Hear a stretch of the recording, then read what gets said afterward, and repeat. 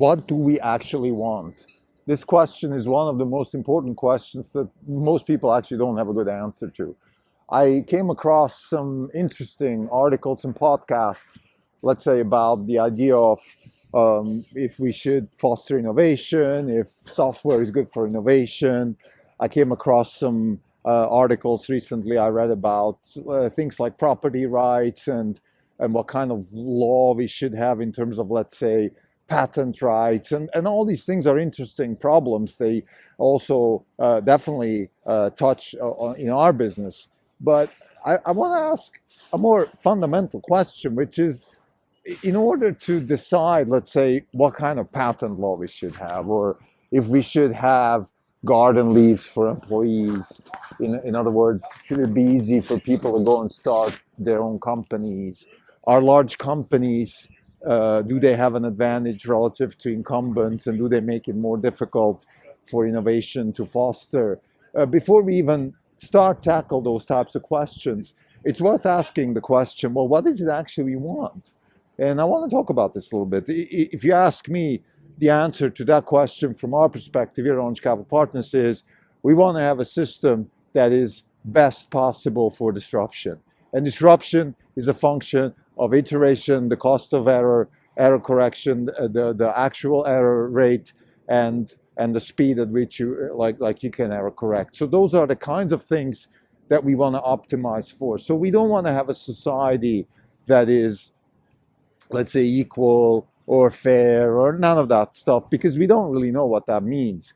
But we can pretty much assume, and that's the conjecture, but if we have a society that optimizes for disruption, then we will have a very democratic process in place, because disruption is actually implicitly democratic, because it opens a value to more people, because it usually, typically what disruption does, it gets rid of incumbents, it makes things better, it makes things more affordable, and that's better for everybody. So we want to have a society that is dynamic in a way that it optimizes for disruption. This is the Not Even Wrong podcast. It's August 19th, 2021. This is Krim Delco. Since the last update, we are down about 5%. The market's down 2%. For the year, we're down 27.2%.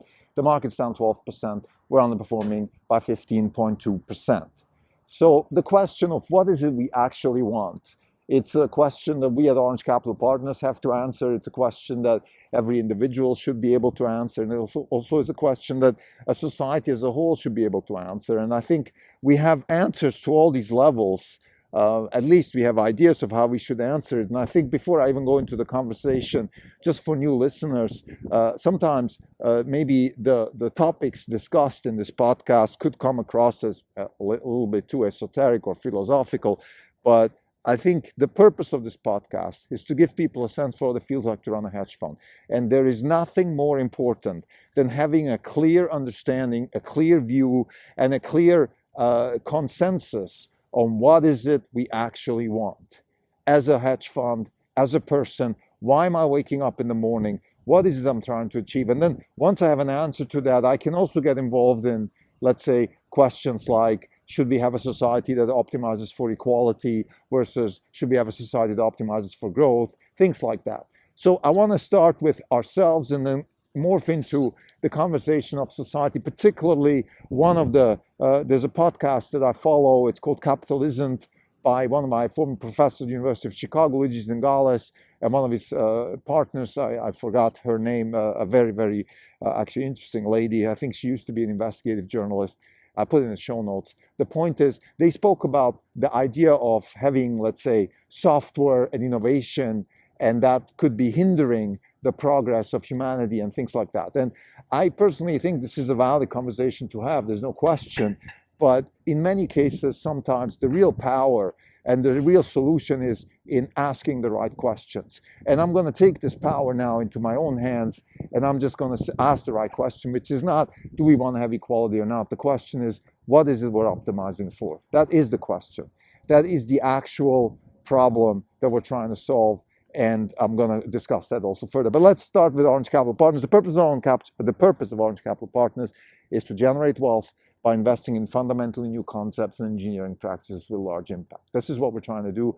By the way, fundamentally new concepts and engineering practices with large impact, it kind of is the same as disruption. So we just try to use other means, or we kind of use the reading from right to left, so Popperian approach towards words and meanings. What is it we're trying to achieve? Disruption is a word, and we can fall into this Wittgensteinian trap where we try to define what it means and all that stuff. Instead, we're just saying, okay, we're trying to achieve the thing, which is fundamentally new concepts and engineering practices with large impact. Now, that by itself, of course, doesn't mean it's good for society. It doesn't even mean it's good for us or it's going to generate wealth, but it just increases the likelihood that the outcome will be the one we're trying to maximize for. So that's what we're trying to achieve. It's our job to generate wealth. We are hedge fund managers in the end. We're tied to a real world money management value chain. There's people that earn money, they spend some of it, they save some of it, some of that money ends up with us, and it's our job to generate wealth for these people. This is what we're promising them. So we can't, of course, go around and do other things with it, and if that would be even illegal. So this is, it's not just a nice thing to have. To have a purpose like this, or a mission statement, is really also a legally binding commitment. This is what we're going to do for you. You give us money, this is what we're going to do.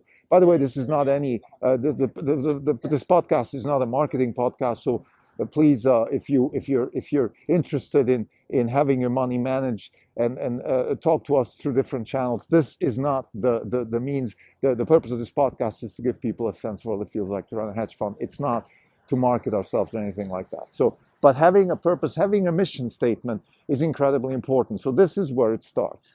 And I think for us, we've been thinking a lot about this. We have a principle stack that we put in place to help us navigate through the extremely volatile and kind of fuzzy process of investing, because investing is not an engineering practice, like Hugh Henry says, or other people also. It is a fallacy to use engineering culture in investing. It's really dangerous because nothing is precise, nothing is actually the predictions that we can make in our process are but not even close to as good as the ones that engineers can make when they build a bridge or an airplane. So we have to use different means to navigate, and a principle stack or principles is what we chose. The reason we chose this is because principles give you enough flexibility to navigate volatile environments, to navigate change, but they're also steady enough. So principles are a little bit like the Bible or the scripture in general, where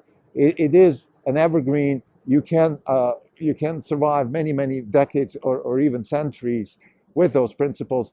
And even though the world changes, nature changes, principles are still in place. For us, the principles are the four books that we draw from. One is 0 to 1, Peter Thiel. One is The Innovator's Dilemma, Clayton Christensen. One is The Innovation Stack, Jim McKelvey, and then The Beginning of Infinity by David Deutsch. I don't want to discuss these books now and the principles too much in general. We have a white paper on this on our website, so please consult that. But let's get back to the purpose of what we're trying to achieve is really find places where disruption and entrepreneurial spirit together create a culture of wealth creation. Now, having said that, now the question, let's say, what should society be optimizing for? And, we have an answer to that, actually. We're very happy to join conversations along those lines because I think we have a pretty good angle on this. And the angle is that I think society should do the same thing like we do at Orange Capital Partners. Try to optimize for disruption. We should organize our society in a way that people have a chance to try fundamentally new concepts and engineering practices. Now that doesn't just mean they build electric cars or rockets or things like that. Not everybody should be an Elon Musk. That's not what we mean. I just mean that we should have a society that optimizes for iteration. People should be able to try things, fail, and try new things. They shouldn't be punished for failure. They shouldn't be punished for iteration. They should be incentivized to iterate. And this already takes you to a point where, of course, a lot of questions arise. For example, well, what does that have to do with equality? Well, we're not optimizing for equality. We're optimizing for people having a chance to iterate throughout their lives, trying the new things, because everybody for themselves knows best how they experience life. And if we give people a chance to iterate, so if you're born poor, you should have a chance somehow, either through education or money, or even this wealth distribution through the Democrats taxing people. I don't care, whatever it is, but we should have a way for people to have access to capital and education to try to iterate out of their current position. And even for the rich, even for anybody who is status driven, for example, they should have the ability to iterate, because they could be in a situation where that is not a good situation for them anymore. And we should disincentivize. So in the same token, we should disincentivize static behavior. So that should be disincentivized. Things like the inheritance tax are examples of disincentivizing static behavior. So there is definitely a precedent also. It's not like our society is completely stupid about these things. I think there's some things we're doing which are actually pretty good. Like I said, the inheritance tax. We're still not taxing capital gains a lot. We're taxing them, but not that much. And in countries like Switzerland, there's still no tax on capital gains, which is a very good thing.